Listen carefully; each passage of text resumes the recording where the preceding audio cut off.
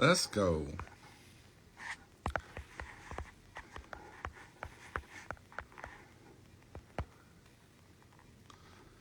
Coming for these acceptances, y'all. Point blank, period. For these acceptances, period. Can I spell, though?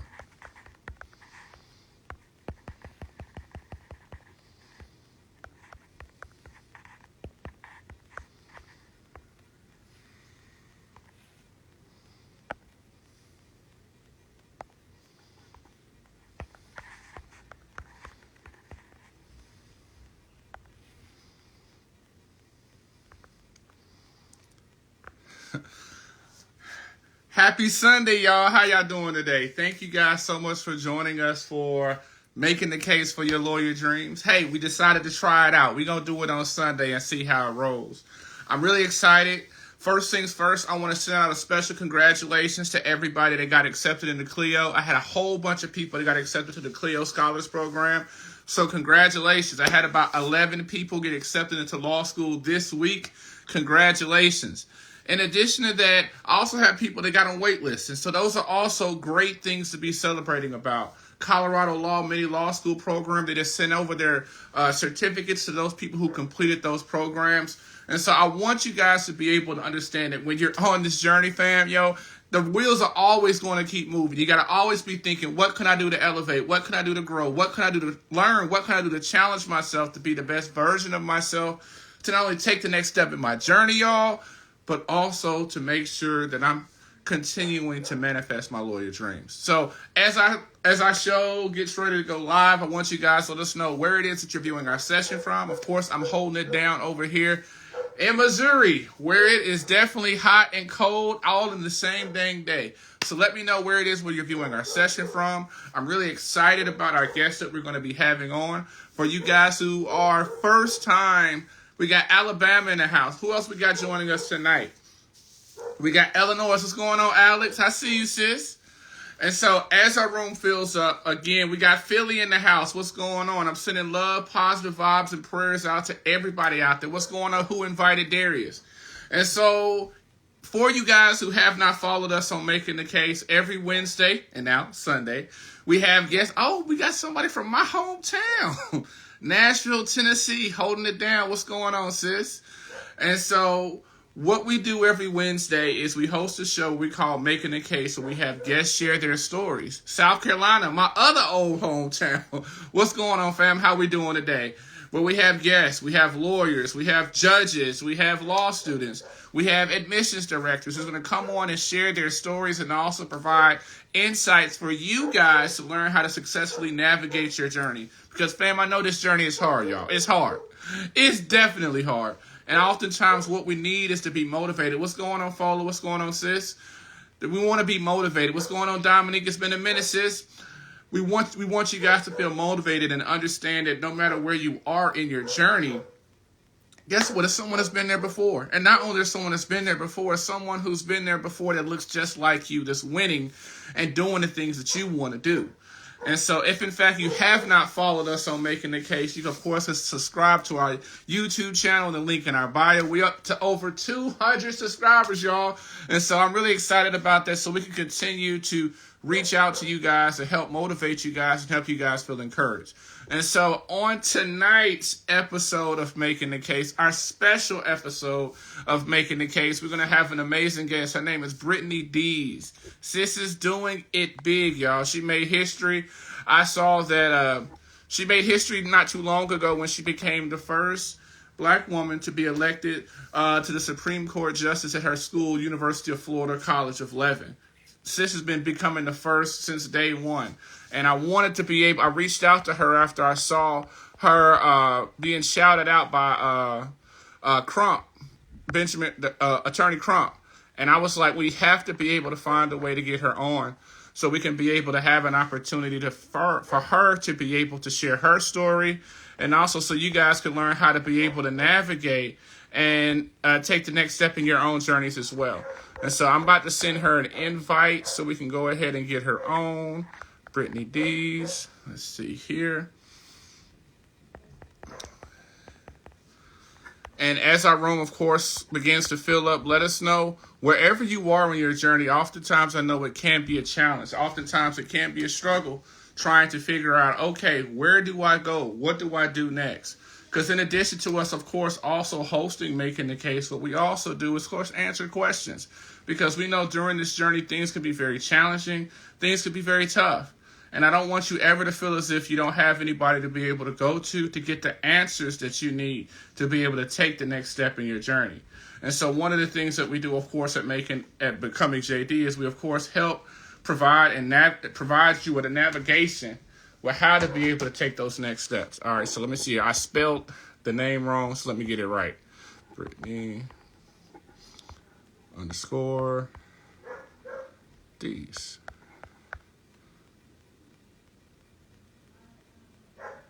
I spelled it right? Yeah. All right. Let me send her an invite again.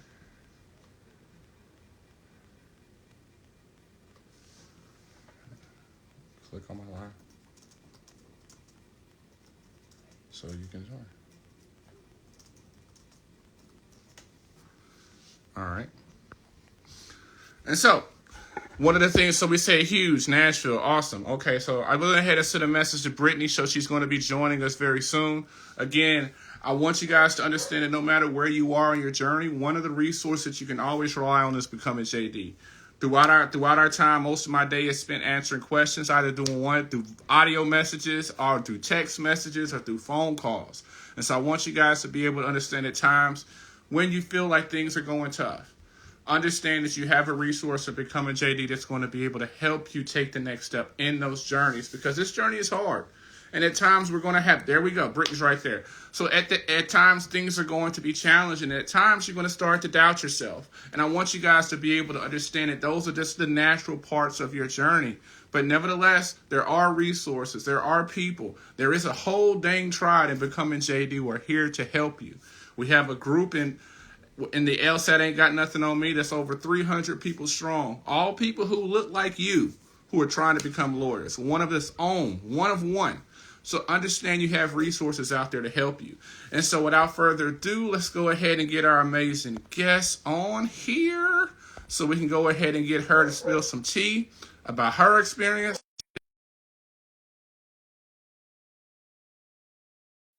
Motivate us, to give us the energy and the motivation that we need to be able to go through the week. What's going on, sis?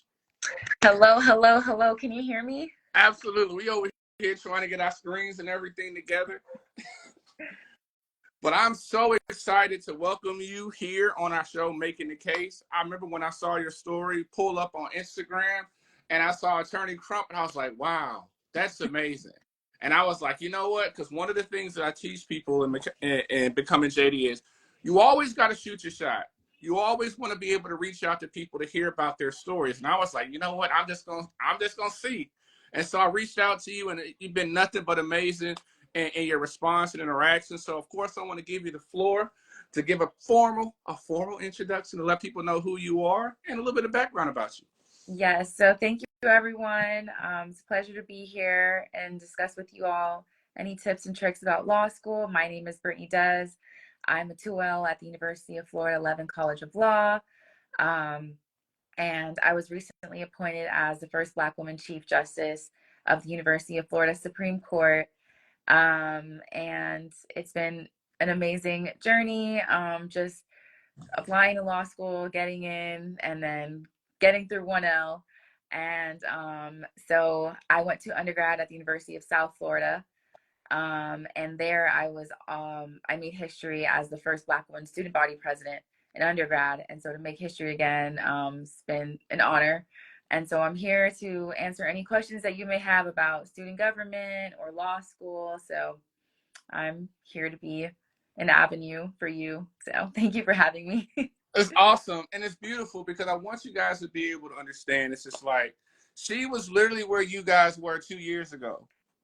So understand that this is an opportunity for you guys. I tell people whenever we have our Instagram lives, it's not something we're just supposed to be able to sit there and watch. I tell people, get involved, ask questions, because it's a wonderful opportunity for people to get some answers from someone who's literally been where you were not too long ago. And so one of the things that I first want to start asking you was, because sis, you got a pattern now of just making history, you know. So when you make history again, we just gonna be like, oh, well, that's just how Brittany gets down. But I oftentimes want to ask you, it's just like when we think about how that starts, it starts almost with you having a foundation of a strong work ethic. And so, sis, come on, sis, where'd you get that from? Because I mean, being first, getting in law school is hard. Yes. Going to USF and student body can be hard. But how do we get to the point where we're able to just shut out the noise and be able to say, I want this unapologetically? Yes. So I would say that work ethic definitely was exhibited by my mother. I was raised by a single mom, and I watched her sacrifice to make sure that I had a better life. And so growing up, we lived with my grandmother, and my mom was in school, and she would take like part-time jobs. She was in PA school, and she finished PA school the first time. And when she finished, she had to take her boards. She didn't pass the first time, and then after that, she ran out of time to take it. Mm. So she had to go back to school to redo the PA program so she could sit for her boards again.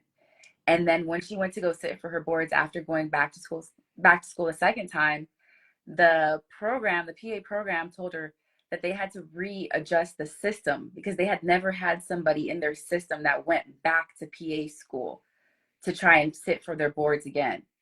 And so I think just, and I know like my mom was doing all of that because of me, Yeah, because she maybe. wanted to, to feed me and make sure I had a better life. And so just seeing my mom like go through all of that, like she would wear the same clothes, not get her hair done, not get her nails done, just to send me to the best schools in Florida. So I went to Catholic school.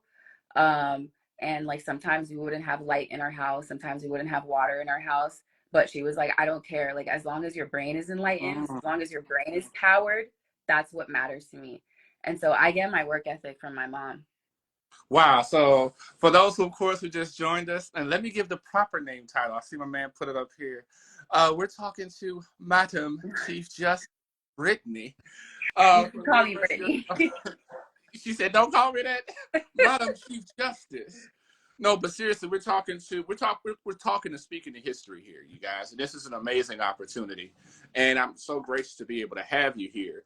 But literally, how you broke it down, like you come to your mom complaining about things being hard, she go, "Girl, go back to work."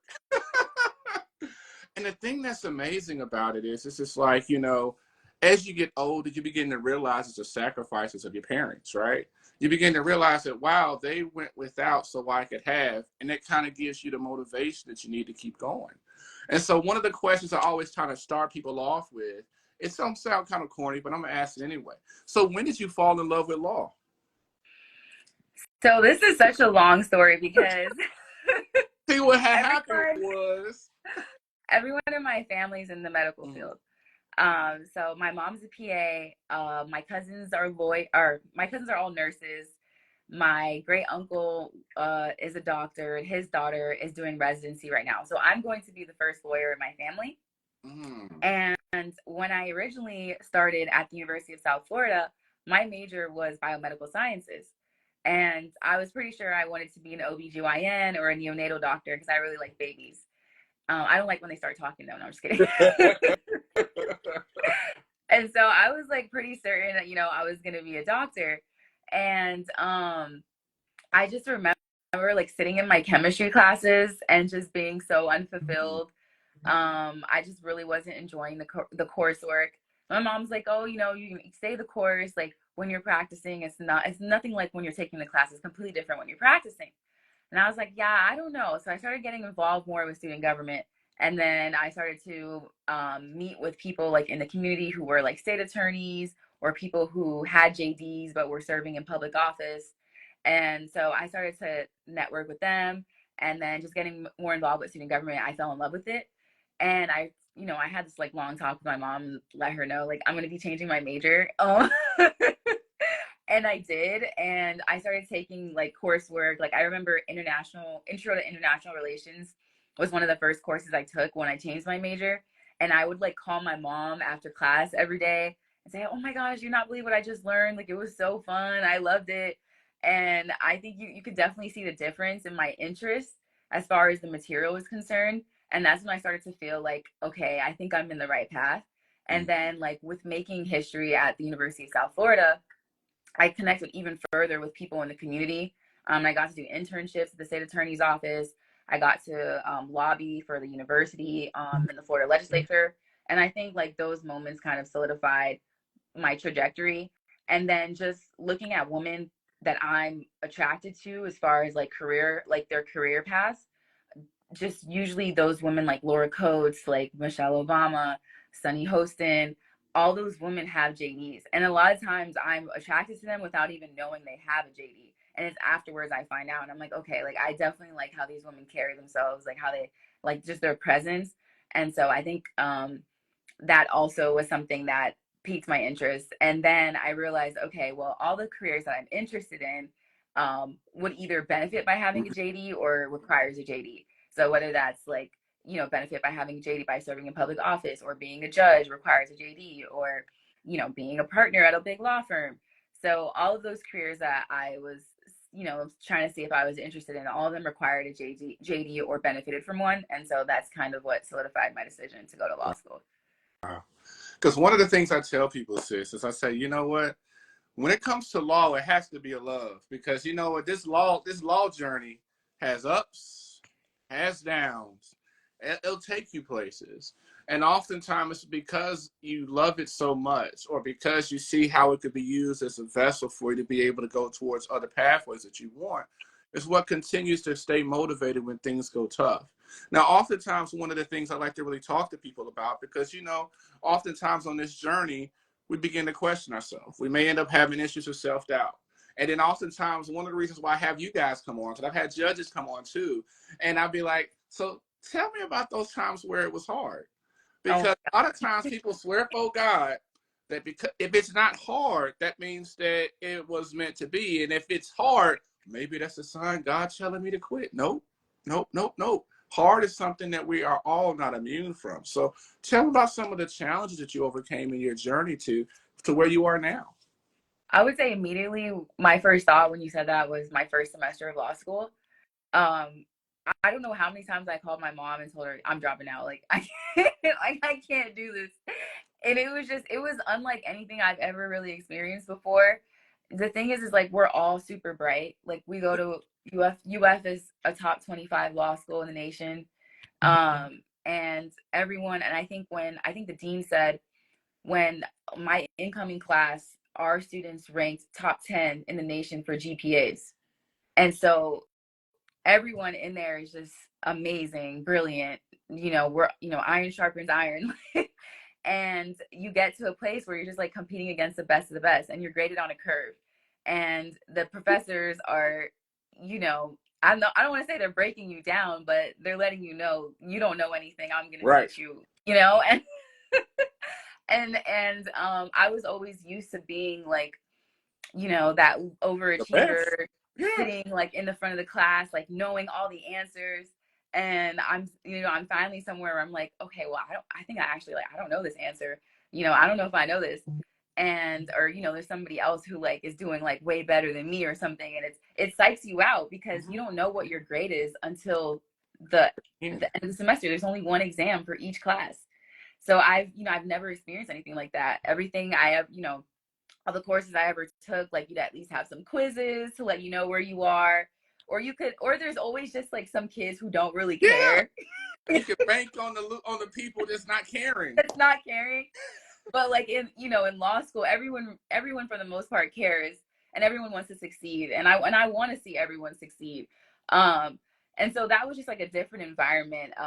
And I would say that law school was a very humbling experience, and I needed that, you know, and I was so grateful to like have gone through that. My 1L, my first year, my first semester, because I think it just like reminds you that there are other people in the world who are going to shine brighter than you at sometimes, and that's okay. And it reminded me of like how my mom would raise me. Like my mom would always tell me like to always become friends with people who are smarter than me, and always surround myself with people who are smarter than me, because then I'm gaining something from them. She's like, if you're the smartest person in your circle, you're not learning anything. She's like, they're learning everything from you. You're not learning anything, and you're going to stay stagnant in life.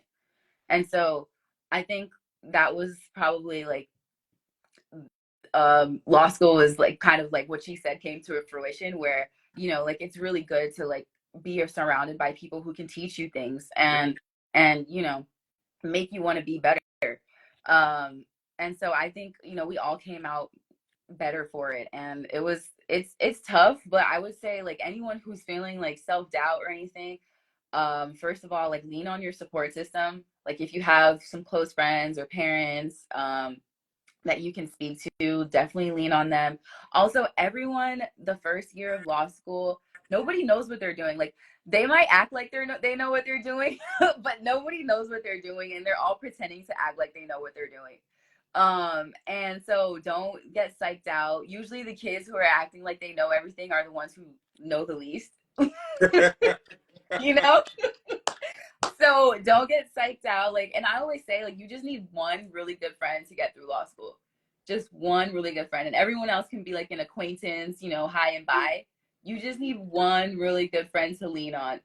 Because sometimes, you know, people do get competitive, and it can be interesting how some people act. And it's just like a learning lesson, because people are going to be like that in the work field. They're going to be like that everywhere you go. But there are some great people that you'll meet too along the way, and you just have to find your people. And don't ever feel like you don't belong. Like if you could make it through the process of applying to law school, that was one of the hardest things ever as well, just applying to law school. Like I remember submitting my last application and just like sitting on the couch and being like, whoa. Well, that's it. Just And wait. like, whoa, I can't believe I did that. It was, you know, getting all your letters of recommendations and having to write different essays for different schools, your diversity statement, your personal statement. And it was just a whole ordeal. And you should just feel super proud of yourself just for applying to law school. And so if you can make it through that and you got in, there's no reason why you don't deserve to be there. And don't let anyone make you feel like you don't deserve to be there. You definitely deserve to be there, and you're going to prove them wrong if they feel like, if they're trying to tell you that you're not supposed to be there. And I believe in you, and I know you will make it to the finish line. So Wow. And so I hope you guys got all that, right? So listen, for y'all that's over here tripping about the LSAT, understand, man, it's a whole nother game that's waiting for you afterwards. But I think, what would you say if I was to say, but the experience that you kind of go through with the LSAT and the law school application process, it kind of prepares you, not all the way, but you now, like, okay, I have an experience of what it is to have to get a reality check to grow. Because I think for a lot of people, the LSAT is the first time when you have to do what I call an update, where you're like, dang, I got to make some changes. And then when you get to law school, you become more open to making changes. Because dang, I had to make changes to get well on the LSAT, so I got to make some changes here. So what are some of the changes that you made, let's say, going from um, a law school applicant to a 1L survivor? Because that first semester, I feel like you survived. Then after the first semester, you were, okay, I got my bag. I know what I need to do to be successful. Then after that, it's up from there. yes, I would say know your study habits. Okay, first off, like general things I would say to succeed in law school, you need to be like self-driven and self-disciplined. Nobody's going to be on your butt, like trying to make sure that you're doing what you need to be doing. And law school can be extremely isolating. Yeah. You know, because like I said, like I think it's like a competitive environment, at least for my section it was. And so you have to like be able to study by yourself and be motivated from within. That is the first thing I will say. Now, as far as like being able to adapt, I would say that know yourself. Because at first, like I was trying to do groups because my mom and some professors were suggesting that I do groups, right? I personally, I didn't like the group study because I felt like I didn't get much done. Right. Sometimes people would be talking, or sometimes our people are like explaining stuff the wrong way, and they think they know what it's right, and then you read the book and it's not right. But they swear that it's right. It's not like they're trying to stray you in the wrong way. They just don't understand what they're saying either. So, Sometimes just the blind leading the blind, and it's just like, no, that's not right. That's not right, exactly. And so I had to learn, like, okay, it's better if I just study by myself, and that's what worked for me. But I've heard some of my friends prefer to study in groups. So it's just like really depends on your personality. So that was one thing I changed. Another thing I changed when I first started law school, I was using I think it was like called OneNote to do like all my class notes, and then I'd have like each of my days separately. And then I realized that it was so much better to have a Google Doc open and just have all my notes for the whole semester just on one doc. Because before then, I had to spend all my time when I wanted to make my outline copying and pasting each of the days. And that was wasting time. Like, you don't really have time to like sit down and use the bathroom in law school. Like, that's how I feel. Like, Yeah, I mean, you sleep, you wake up guilty sleep. exactly. So I was like, oh my gosh, I spent so much time just like copying and pasting from my OneNote to then put it in a Google Doc, when I could have just started with a Google Doc from the beginning of the semester, you know? And so that's what I did. Like, that's something I learned. I was like, okay, I'm just gonna have my Google Doc open, and then I'm going to take notes, anything that the professor says from the beginning of the semester. Also, like, take notes from what the professor says. Like, whatever the professor says in class is what you're going to need. If they don't mention it in class, it's probably not going to be on your test. The next thing I would say is like get an outline from an upperclassman. So if you're a 1L, get an outline from a 2L who did well in the class. And thenceforth, like if you're a 2L, get an outline from somebody else who took the class before and did well, and have that outline open next to your Google Docs. So sometimes like the outline might be so good. I mean, I shouldn't be saying this because, like, you know, you should make your own outlines, but I don't always make my own outlines. We working smart, not hard, right? Exactly. You know? But like, you should, like, you know, to help you learn and retain the information better, you should make your own outlines. So you could have your Google Doc open, and you can like either be editing your outline, because sometimes you might have a really good outline, but for some reason like they made a mistake somewhere. And so if you have your outline open while the professor's talking, you can catch the mistake and you can edit it, or you can just add more information, because sometimes professors like to switch up the material for the semester. And then you can like also put in your own notes. So you can have your own separate notes in your Google Docs, and then you can have the outline that you're editing. So that way at the end of the semester, if you want to make your own outline from scratch, you can do that. Or if you want to go off of what you've been working on the whole semester, you know it's updated and it's correct. Wow. Yo, she's dropping gems here, you guys. I hope you guys are understanding the value of what she's saying. Like, literally, one of the things, if I was to boil everything down, it says this: know yourself, utilize the resources, don't work smart, don't work hard, work smart. And 4, you know what? At the end of the day, you have to do what works best for you. And that's something that also we talked about law school. Now, the other thing I want to talk about, I don't want to be revisiting traumas, but how was the law school admission process for you? Because I know we got a lot of people in the chat, sis. They like going crazy thinking about, hey, man, I ain't heard back from FAU, man. I ain't heard back from this school. Yeah. What's going on? UNT is still not saying nothing. What am I supposed to do? Mm-hmm. Tell us a little bit about your process and how that went for you. Yeah, I would say, so I applied to like 14 schools. I got into 4, and I got rejected from 3, and then waitlisted from all the others. Mm-hmm. And so I applied to the ones I got accepted to. So I got into FSU, Notre Dame, Vanderbilt, and the University of Florida. And then I got rejected from Harvard, Yale, and Columbia. And then I got waitlisted at everything below Columbia. In between Columbia and Vanderbilt, I got waitlisted from those. And then I thought about writing like letters to like U Chicago, because I interviewed with U Chicago and I got waitlisted from them. I thought about writing a letter, and I got waitlisted from them early. So I felt like, okay, if I wrote a letter, like maybe I could get in. But then I was thinking about debt as well.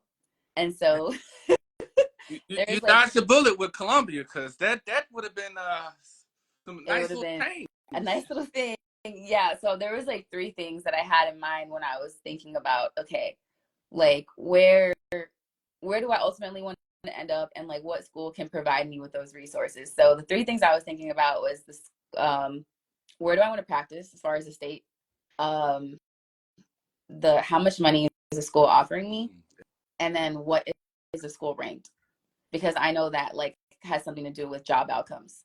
And so I figured out, like, I knew I wanted to practice in Florida. Um, and I was like, okay, I know I want to practice in Florida. Then I started looking at how much money the schools were giving me. So I think FSU gave me like only $5,000 a year or a semester. I think it was a year. And then FSU was the lowest ranked school that I got into. And then Notre Dame gave me like a 95% scholarship. And then UF gave me a full tuition with $3,000 stipend every semester. And then Vanderbilt gave me $23,000 a year. And so I was like, okay, Vanderbilt gave me more money percentage wise than FSU. So I automatically crossed out like FSU off my list because that didn't make any sense to me. Right. And then so I was really paying attention to UF, Vanderbilt, and Notre Dame. And Notre Dame I was interested in because I am Catholic. So I was like, okay, like that'd be cool, I guess, to go back to Catholic school. Because I went to school with nuns, and I loved the nuns. Like they were so funny. Like they weren't strict at all. They were hilarious. So so I love the nuns. I thought they were cool. I don't know if Notre Dame has nuns, but I was excited to go back to Catholic school. And so that was one. And then I was like, oh, it's super cold over there. And then I was like, all right, well, I want to practice in Florida. So I was like, all right, well, UF is kind of edging out Notre Dame for me because UF is higher ranked by a couple spots than Notre Dame. Mm-hmm. It's in Florida and they're giving me the most money. So then I crossed Notre Dame off the list. So now I was looking at UF and Vanderbilt.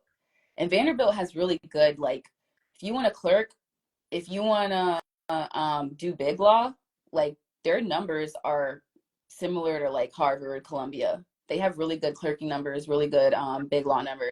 And their students, I think, are ranked the #1 happiest law students in the country for some reason. How do they do that? I don't even know how they like, qualify that, but that was an interesting fact that I thought. And their people were super nice. So I was really interested in them. But then I started to think about it. I was like, okay, I want to practice in Florida. And I was like, Vanderbilt's, their tuition's like $64,000 a year, I think, 67, 64. And they're only giving me $23,000. So I'm going to graduate with some debt. And I was like, if I want to practice in Florida, UF is the #1 law school. Yeah. They're giving me money. And it's, I can get a high paying job going to UF. And that's how I made my decision. Wow. Well, and in that process, even though Nashville, where my hometown, came in second place, nevertheless, one of the things that oftentimes I ask people about is it's like, but when you worried about that process of selecting your school, of course, when you package, how was it in regards to the environment? Because some people unfortunately make choices about schools without visiting, without checking the vibe of the place. And I know I've had some students in the past that have gone to UF and they've had great experience in regards to the community. And so what were some of the things that you were looking for when you went to go visit a law school? Because I think a lot of people out there that are really trying to encourage them, go visit, go check it out. And a lot of these law schools, of course, will let you visit for free 99 and they'll give you a refund. So when you went to go visit UF, what were some of the things that you were like, okay, vibe check, I got it. Okay, this is a good school.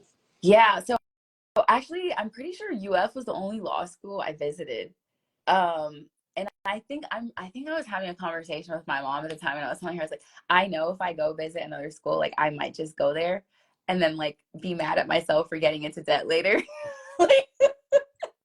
And I think the reason why I was like, yeah, I'm just gonna like take this opportunity and be grateful.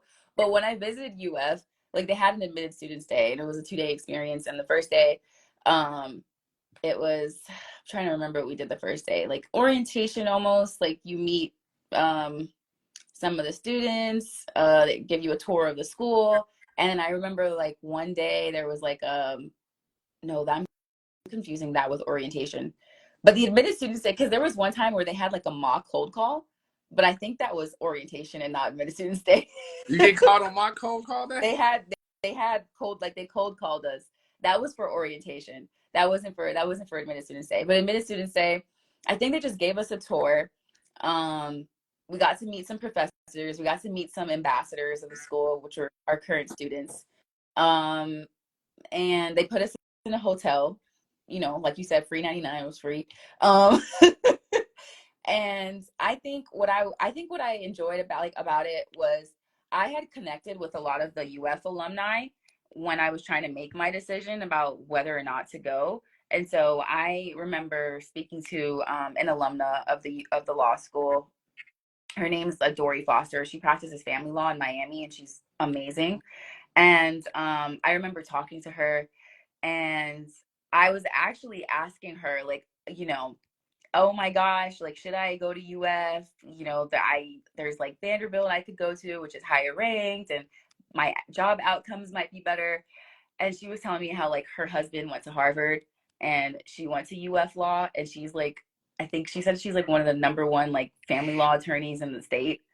And she was like, it really just matters like who you are as a person, like how you market yourself, like the quality of work you put in. And she said, like, like you can go anywhere, like it really just depends on you. And so and she was just telling me that like the debt like is really crushing, because she's had friends, Yeah. and she knows people who've gone to those things, and it is a lot to put on your back, all that money. So she was like talking about that stuff, and granted that is like, you could say like that's biased opinion because she's an alumna of the school and she's obviously advocating for the school. But I did also talk to people who didn't go to UF as well and got their opinions. Um, and I felt like the overall consensus was like try to go to as high of a ranked school as possible while also trying to avoid debt.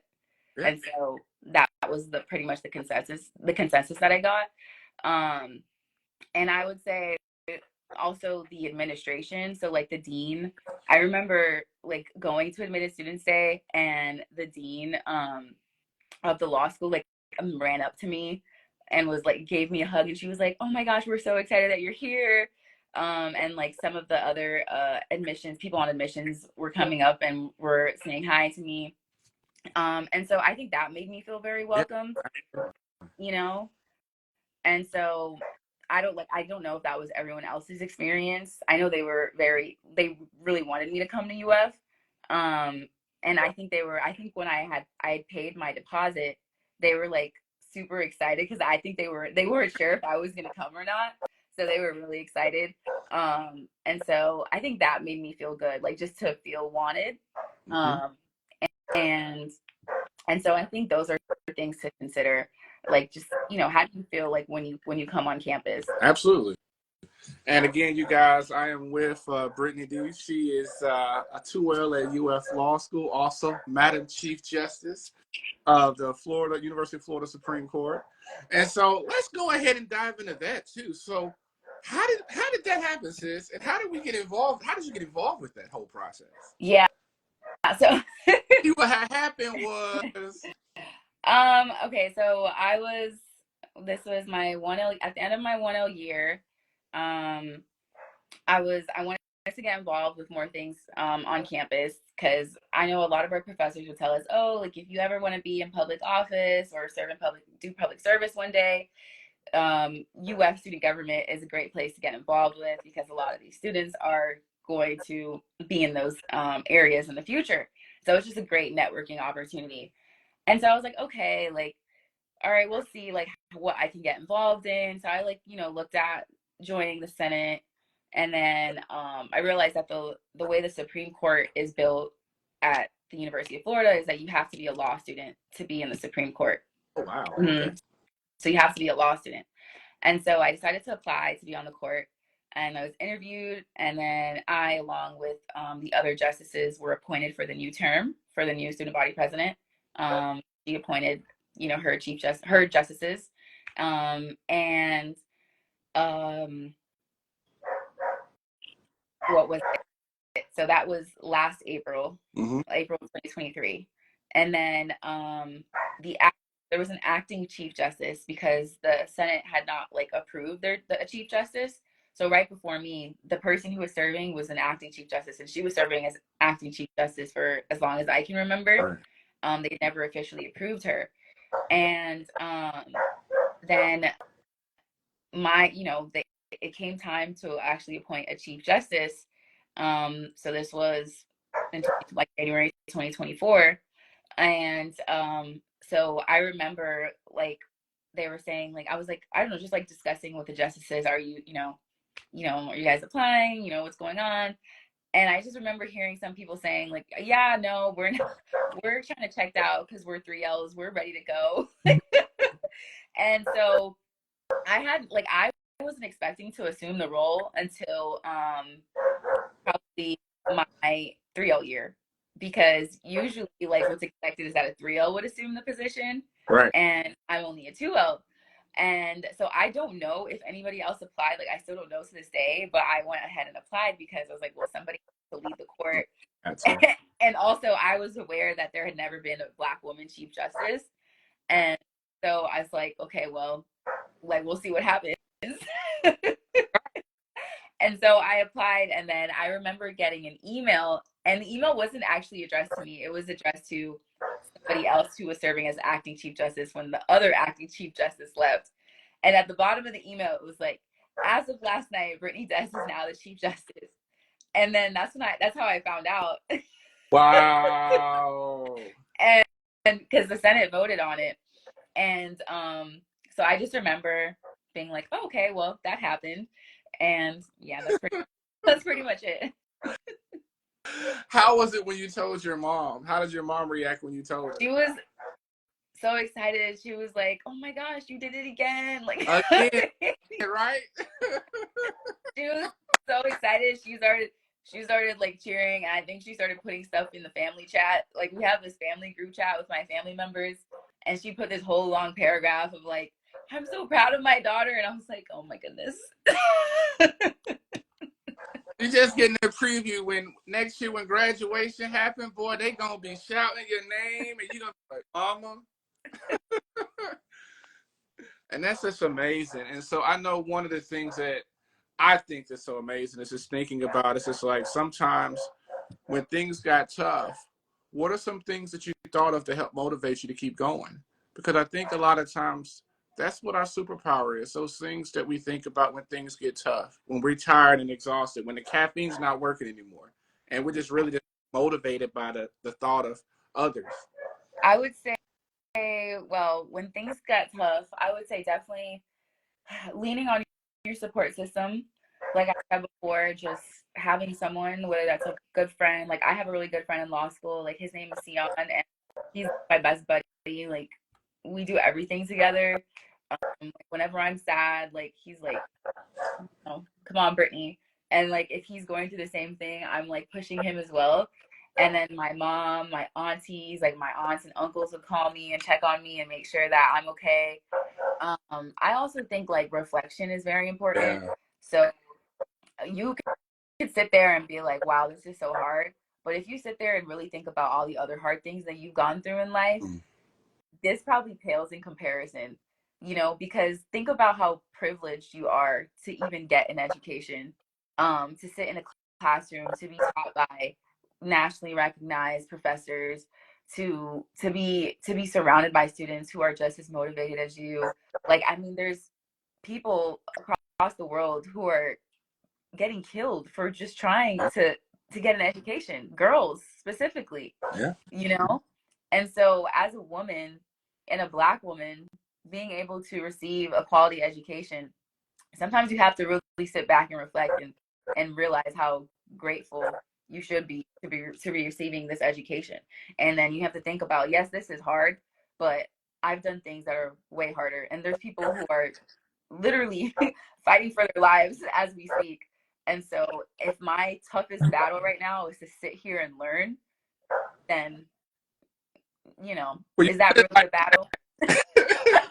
You put it like that, it's like, I don't have to call the arms or anything, definitely. And so oftentimes, like throughout the things, what I love to do is throughout the day, throughout the weeks, I'm sure, I get a lot of messages where people, are having tough times, where they don't know what to do next. They don't know, the LSAT. They don't know. They just got rejected. They just got waitlisted. And oftentimes, a lot of times they say, well, you know what? I'm just going to give up.